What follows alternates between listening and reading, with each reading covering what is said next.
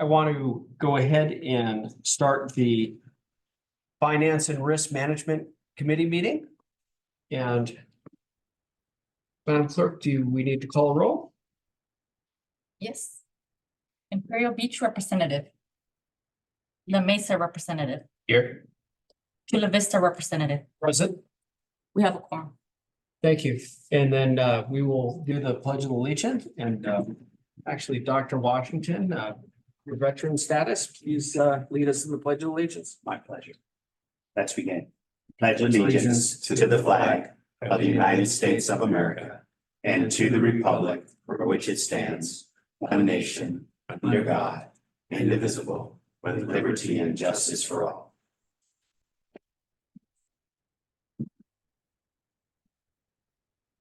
Thank you very much. And now we will move on. Madam Clerk, do we have any public comments for the? There is no public. There are no public comments. And are there any items that need to be added or withdrawn from the agenda? No. Okay, we will now move on to the regularly scheduled meeting. And we will go to approval of the November 9th meeting minutes. Do we have a motion? Yeah, I'll move to approve the minutes. I will second that. All in favor, say aye. Aye. Aye, and it is unanimous. We will now move on to the treasurer's report. Thank you, Dr. Mayor. Washington. Thank you, Mayor McCann. Again, Dr. Eric Washington, I am presenting the treasurer's report for the period ending November 30th, 2023.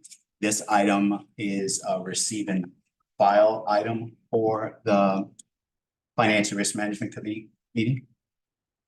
Next slide, please.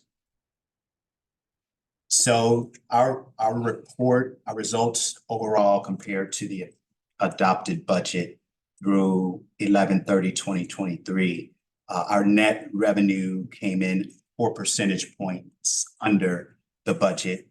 Our operating expenses came in 15 percentage points over the budget. And you recall, this is a trend that sort of continues for our fiscal year as it relates to our results compared to our budget for a number of factors, including milder than expected temperatures as we budgeted for a heat event.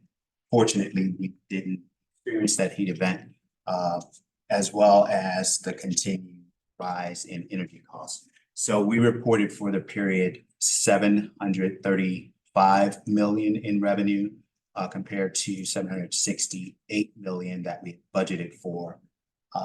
Our expenses were actually 534 million compared to the 464 million that we budgeted for. Although we came in under budget on revenue and over budget on expenses, we were able to contribute approximately 201 million, our net position to a continued building of our financial reserves. Next slide, please. This slide is a comparison of our actual results compared to the projections that informed our budget for fiscal year 2024 that was approved by the board back in June of last year. So it really follows closely to our budget to actual comparison. Next slide, please. Now, given some focus to our reserve build, this slide shows again that we were able to contribute 201 million to our reserve build, which brought our cash level of our reserves as of November 30, 2023 to 406 million. When we also add the availability that we have under our $150 million line of credit, we had total access to liquidity as of November 30, 2023 in the amount of 519 million. Now, specifically looking at our cash, we are approximately 8% to our reserve goal for fiscal year 2024. Next slide, please. This slide is a historical trend of our reserve build over the past 12 months from November 2022 November 2023. And as this slide points out, our cash position at 83% of our reserve target resulted in 149 days cash on hand. Again, adding our availability under the line of credit, we have access to liquidity that would support 190 days of operations, given the cash reserve bill and availability. The next slide, please. Overall participation rates remain relatively stable at about 95%, 96% of participation through November 2023. I'm sorry. So you can see the breakdown from our member agencies, the available customers that are that have access to the program, those who are participating, those who have opted out. Again, that being said, we are able to maintain relatively stable participation. San Diego Community College. So, Chair, that concludes my report out of the Treasurer's report, and this is a receive and file item for this committee. Thank you. Thank you, Dr. Washington. Madam Clerk, do we have any speakers on this item? We do not. And we don't have any. Just wanted to thank you and your team for doing a great job on focusing on the reserves. Building up the reserves, I think, is a very important opportunity for us to be able to making sure that creates the financial foundation for us to be successful. So thank you very much. This is file and receive. We will now move on to item number 3, and back to you, Dr. Washington. Thank you, Mr. Mayor. This item is one that we are presenting to the committee, are in our reserve, our rate development, ultimately rolling forward to the board, a recommendation in terms of rate structure in this rate change setting. So this is a presentation that will be handled by Aaron Liu, our Senior Rates and Strategy Analyst, and Tim Maglemont, our Senior Finance Manager. And just to give the committee an update where we are with regard to our rate development strategy. So that said, I'll turn it over to Aaron and Tim.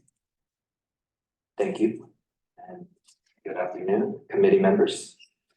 We're here today to present an update to 2024 SDCP rates. So I'm going to start with a timeline on where we are. I can kind of start at the end. We're 1 week away from January 18th, where we will bring before the board 2024 rates for adoption. And we're here to provide an update to this committee, as well as provide an update to the community advisory board this evening as well. Next slide, please. As an overview, in terms of rate mechanics, SDCP's generation rates will be effective February 1st, 2024, and it is built up of the PCIA, which varies by customer and vintage, as well as the Franklin fee, and also SDG&E's generation rates, which were effective as of January 1st, 2024. Next slide. Here, we just want to provide a reminder on the rate development policy, objectives, and priorities, as well as strategic goals that were adopted by the board. Focusing on the figure to your left, objectives for rate development as well as rate setting. We have cost recovery, simplicity, transparency, avoid cost shifting, and cost of service. Those are what we are aiming to do through this process, while balancing the priorities of building reserves, being competitive, building stability, as well as maintaining equity. Hi, Chair McCann, Director Collins, and Timothy Maglemont, Senior Finance Manager at SDCP.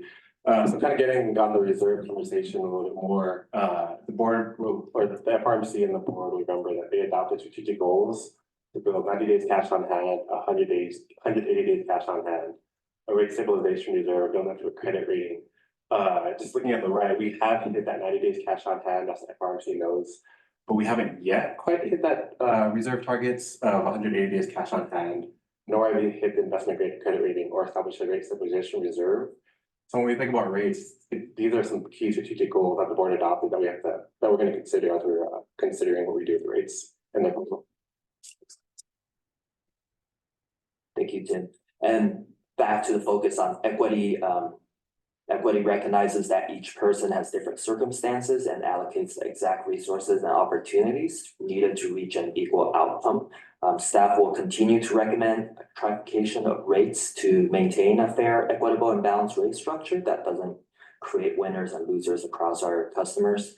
And in terms of the graphic on your bottom right, it shows that because of the different PCIA vintages that's built into SDCP's rates, in order to maintain the equitable value proposition across different customer bases, the rates will still have to be trafficated. Next slide, please. So the latest update in terms of SDCP's generation rates effective January 1st, 2024. Here is a table summarizing all of the different filings in terms of the rate changes between October and December 2023 that SDG has filed across the different rate groups. Just as a high level summary, SDG's system average generation rate is decreased by 23% as effective January 1st, 2024. And SDG stated the primary driver for that decrease is they're forecasting cost of purchasing electricity to decrease. Also actualization of balancing account projections, as well as a projected increase in load or energy usage. Next slide, please. So just digging into this a little bit more, and looking into that 23% rate decrease from SDG&E, we know for SDCP that energy is our biggest cost center by far. It's about 95% of our costs. And SDG&E has said that they're seeing projected energy prices fall. And you could see it graphically here, where recently prices have fallen over the course of the last few months. For SDCP, we also have seen that similarly. But the board will recall also that we also have an energy risk management policy that says we're constantly hedging for energy, which means last year we bought prices for this year, and currently we're still buying prices now at these lower price ranges. But with energy being our biggest cost center, it's something that is really driving what we're seeing on the cost side for SDCP. Next slide. And again, to the revenue side, as a reminder to the board, we are still trying to hit that strategic goal to build to 180 days cash on hand. And once you get to that 180 days cash on hand, you can achieve a credit rating, which opens up a lot of possibilities for the agency, including renegotiating power purchase agreements, including leveraging funds from the federal government, potentially issuing debt. But all things that taken together can lead to cost savings for the agency and ultimately could potentially reduce rates in the future for SDCP customers. Next slide.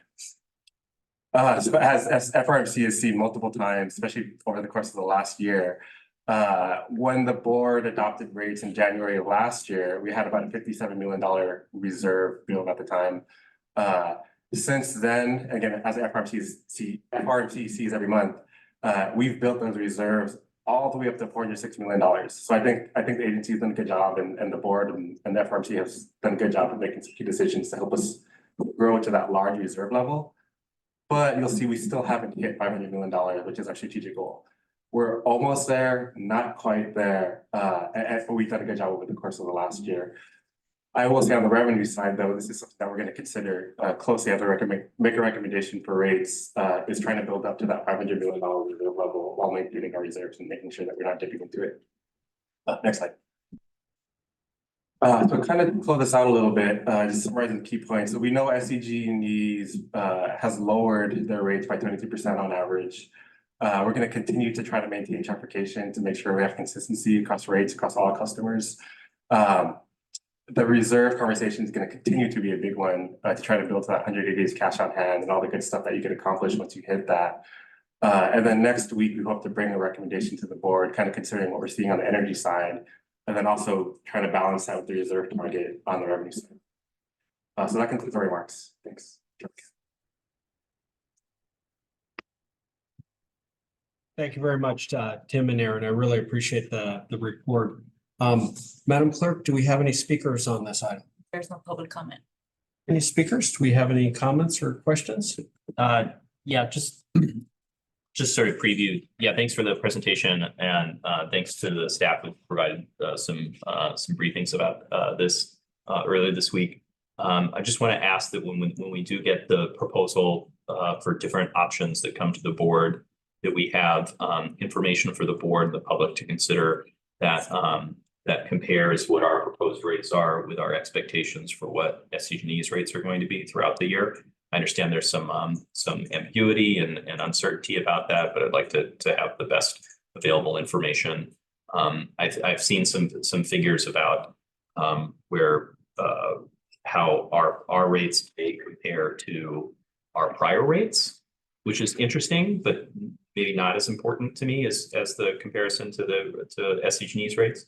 Similarly, the comparisons to I would like to see, I want to see what our rates are going to be in, say, June compared to where SDG&E's rates are expected to be in June, as opposed to merely a comparison of where our rates are going to be in June versus where SDG&E's rates are in January.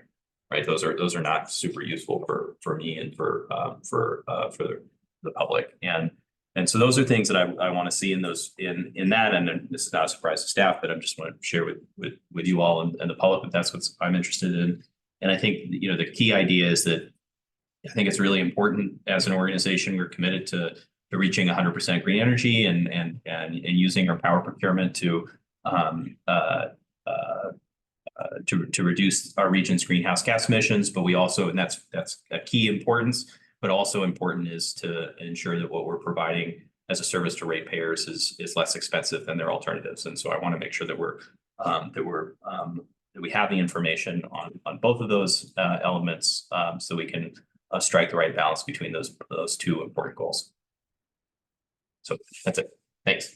Great. Thank you very much. Again, I want to thank the presentation and the work by the finance team. Again, this is a unique situation, and we need to make sure that we're moving on and moving forward with our goals, but also making sure that we're competitive in the market to make sure that we retain our customer base. So I really appreciate your work on that. This is a receive and file. So we will go ahead and receive and file for that. And then now we will move on to any staff or committee announcements. Councilmember? Okay. Okay, sounds good. Do we have any other anything that anybody would like to comment? Well, it looks like we had a very successful committee meeting, and I very much appreciate everything. And we will see everybody at the next San Diego Community Power meeting. And again, thank you, Dr. Washington. Thank you, Madam Clerk. And I know our CEO is even in the back room there doing her work. It shows how diligent she is, working on a laptop. But with that, again, I will adjourn this meeting, and thank you very much. Thank you.